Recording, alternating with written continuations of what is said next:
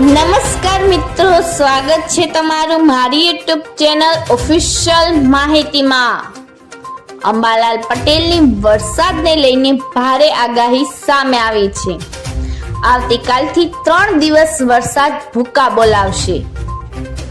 તો આના વિશેની સંપૂર્ણ માહિતી મેળવવા માટે આ વિડિયોને અંત સુધી જરૂર નિહાળજો અને હજુ સુધી મારી ચેનલને સબસ્ક્રાઇબ ના કરી હોય તો સબસ્ક્રાઇબ કરી લેજો। મિત્રો, રાજ્યમાં હજુ પણ વરસાદ થવાથી અંબાલાલ પટેલની આગાહી કરી છે। અંબાલાલ પટેલની આગાહી અનુસાર આગામી 24 કલાક અમદાવાદ અને ગાંધીનગરમાં વરસાદ થઈ શકે છે।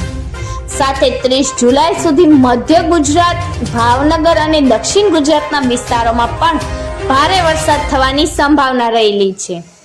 મિત્રો, તેમણે આગાહી કરતા જણાવ્યું છે કે આગામી 24 કલાકમાં અમદાવાદ અને ગાંધીનગરના ભાગોમાં વરસાદ થવાની સંભાવનાઓ છે।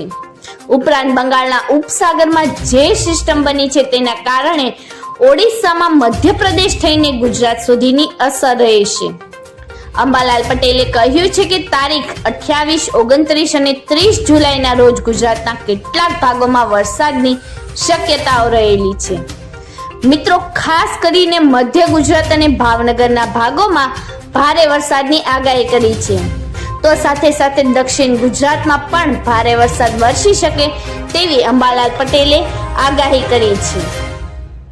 મિત્રો, સાથે જ તે ચોમાસાનું ચાલુ સિઝનમાં રાજ્યમાં સૌરાષ્ટ્ર અને દક્ષિણ ગુજરાતમાં મુશળધાર વરસાદ પડ્યો છે, જેના કારણે અનેક વિસ્તારો જળબંબાકાર થયા હોવાની સ્થિતિ સામે આવી છે। મિત્રો, હાલ ચાલી રહેલી વરસાદી રાઉન્ડમાં મધ્ય ગુજરાતમાં પણ ધોધમાર વરસાદ પડ્યો છે। વડોદરામાં વિશ્વામિત્રી નદી અને નવસારીમાં પૂર્ણા નદીમાં ભયજનક સપાટી વર્તાતા તારાજી જોવા મળી રહી છે। આગામી સમયમાં રાજ્યમાં તોફાની વરસાદની આગાહી કરવામાં આવી છે।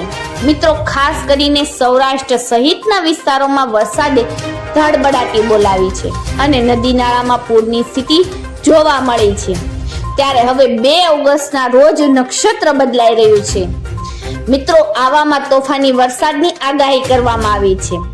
મોટા ભાગના જિલ્લાઓમાં વધારે વરસાદ પડશે અને રાજ્યના તમામ ડેમો ઓવરફ્લો પણ થશે। નવરાત્રીમાં સાથે જ એક વાવાઝોડું પણ આવી શકે છે। તેમજ સૌરાષ્ટ્રમાં ભારે વરસાદની આગાહી કરાઈ છે। 2 ઓગસ્ટથી નક્ષત્ર બદલાતા સ્થિતિ વણસશે। રાજકોટ, જૂનાગઢમાં ભારે વરસાદ થશે। સાથે જ ખાસ કરીને ઉત્તર અને દક્ષિણ ગુજરાતમાં અતિ ભારે વરસાદ થશે, જ્યારે આ વર્ષે વરસાદ ખૂબ જ લાંબો પણ ચાલશે। મિત્રો, આવી જ વધુ માહિતી મેળવતી રહેવા માટે મારી ચેનલ સાથે જોડાયેલા રહેજો।